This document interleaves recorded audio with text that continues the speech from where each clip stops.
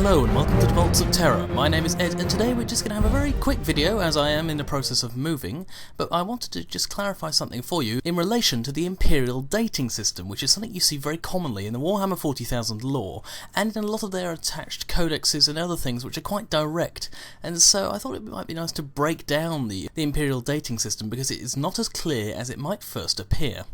A lot of us will be familiar with the very basics of the dating system. I'll probably have a graphic up right now showing it, and exactly what the dating system is a string of numbers, usually about 7 digits, followed by a point and then the millennium. So in most cases we'll see M41, which is the 41st millennium, and thus the year 40,000, or in that period. Now, that's the most straightforward part of the dating system. The rest is a little bit harder to understand, so let me set it out for you. I'll also be working backwards through the date just to make things extra hard, as the dating system isn't exactly straightforward. So, the actual date is broken up into 3 segments. There is the last 3 digits, which relate to the year. Now, this is the year within the millennium, so it's usually 1 to 99, and it is quite basic in just telling you which year it is within the 41st millennium, say, that the event took place. Now, before that is actually another set of 3 numbers. Now, you won't see this as often, this is quite uncommon, but it is in the lore.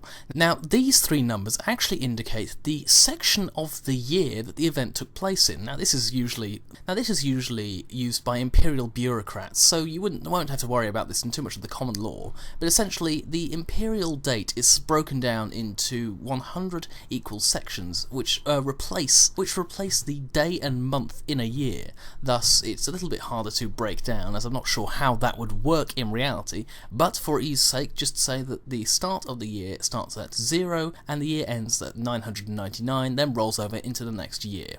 So that's that. Now, the 7th number, which is at the very start of the date, is actually of interest to us, as that's not quite what we'd expect in a date. Now, because the Imperium is so gigantic, it actually has to deal with relativity, and the fact that time can be different depending on where you are in the galaxy. So, they have actually introduced something called a checking number, which is the first digit of this 7-digit number. The checking number relates to communication distance from Terra, and each have an individual description, so I'll go through them now. Now, a 0 or 1 checking number means that it's the Earth standard date, and it relates to events that take place within the Terran system. 0 relating to events that take place on Terra itself, and 1 relating to events that take place within the Terran system, such as on Mars, or in fact on Titan, the Grey Knight's homeworld, which I mentioned in my last video. Now, Class 2 checking numbers are also known as direct checking numbers, and these relate to records which were in direct psychic communication with Earth when they were taking place, so this would be through an astropathic link. Class 3 is called the indirect checking number, and this means that the source of the event was in psychic contact with a Class 2 checking number, but was not in direct psychic contact with the Sol system itself, and thus was outside of the standard range of most astropaths. Now, Class 4 is something called corroborated checking range, and this is the source of the event that was in contact with a Class 3 source, but was not in contact with a Class 2 or direct contact with Earth itself, meaning it's further away. Now, Class 5 is subcorroborated. Now, this is a source that is in direct contact with a Source 4, but like all of the above, is not in contact with any of the sources above a Source 4. Class 6 is something different. It's called a non-reference type, and it's by 1 year.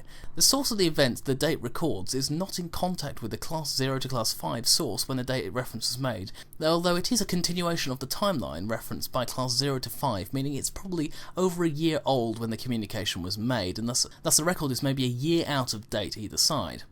Now, a Class 7 non-referenced 10 years. That's the same as a Class 6 source, but it has a greater time span to allow for greater inaccuracies in the timeline, meaning that it can be up to 10 years either side of the date that is recorded. Now, Class 8 is the second to last number, obviously, and this is a non-referenced type of 11 plus years.